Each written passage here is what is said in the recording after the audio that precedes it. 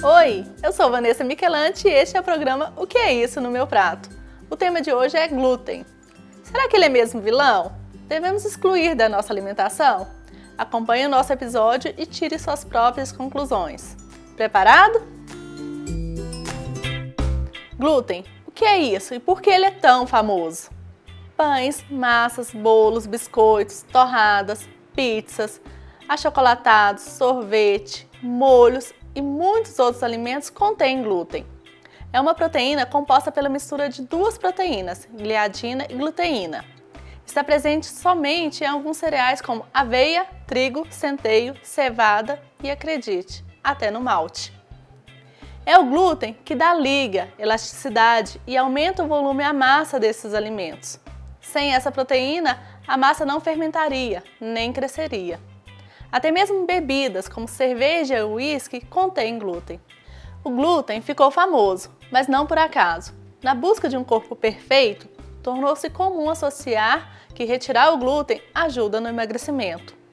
Esse tipo de associação acontece porque quem retira o glúten, por consequência, retira o excesso de carboidrato, muitas vezes refinado, e ocasiona um ganho de peso. O excesso realmente não é aconselhável, mas você que acompanha o nosso programa já aprendeu que o carboidrato, como todos os nutrientes, consumido de forma equilibrada, é importante para o nosso organismo. Na verdade, o que emagrece e mantém a saúde é uma dieta equilibrada, o mais natural e caseira possível. Aliás, falando em alimentação natural, outra possível razão para o glúten ter ficado no radar de muitas pessoas está relacionada à quantidade de alimentos modificados ou transgênicos que vão à nossa mesa. Nosso organismo não consegue se adaptar à velocidade dessas modificações. E isso pode estar ocasionando que muitas pessoas estejam com dificuldades no processamento desse componente, embora não sejam tecnicamente alérgicas a ele. Quando o glúten deve ser evitado? Quando temos hipersensibilidade ao glúten, a chamada doença celíaca, esse componente deve ser totalmente retirado da alimentação.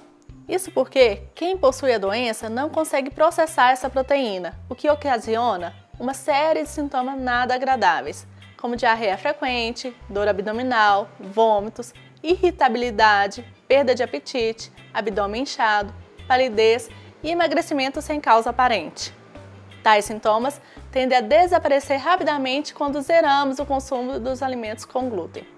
Agora, se você não possui doença celíaca e decide retirar 100% glúten da sua dieta, está correndo o risco de predispor seu organismo a uma alergia que até então ele não tinha. Logo, se seu objetivo é emagrecer, pratique atividade física e procure especialista para te apoiar a montar uma dieta adequada, de acordo com a sua necessidade e seu estilo de vida. Onde encontra o glúten?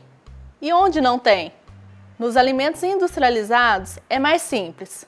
Alimentos que possuem glúten precisam ter essa informação claramente registrada no rótulo, e isso é exigido por lei. Como já dissemos, alimentos que contêm trigo, cevada, malte em sua composição são aqueles em que você irá encontrar o glúten. Então, fique ligado ao consumo excessivo de alimentos empanados, pães, bolos, tortas, cereais, salames, salsichas, lanches prontos, massas, sopas prontas, molhos de soja e alguns molhos prontos para salada. Viu só quantos alimentos eu citei aqui que são industrializados? No último episódio, falamos sobre as gorduras trans e aqui está mais uma razão para optar por uma alimentação mais caseira e natural. Não é somente uma questão de estar gordo ou magro, mas ter, de fato, saúde. E tem muitos alimentos que não contêm glúten. Veja alguns exemplos: feijão, frutas, legumes, vegetais, batata, arroz, carnes e também alimentos feitos à base de farinha de milho, amido, arroz, mandioca e fécula de batata. Obrigada a todos por terem nos acompanhado. E não perca o próximo episódio sobre lactose.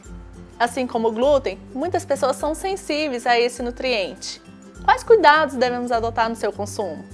A gente se encontra aqui na TV CH para falar sobre isso. Um abraço e até lá!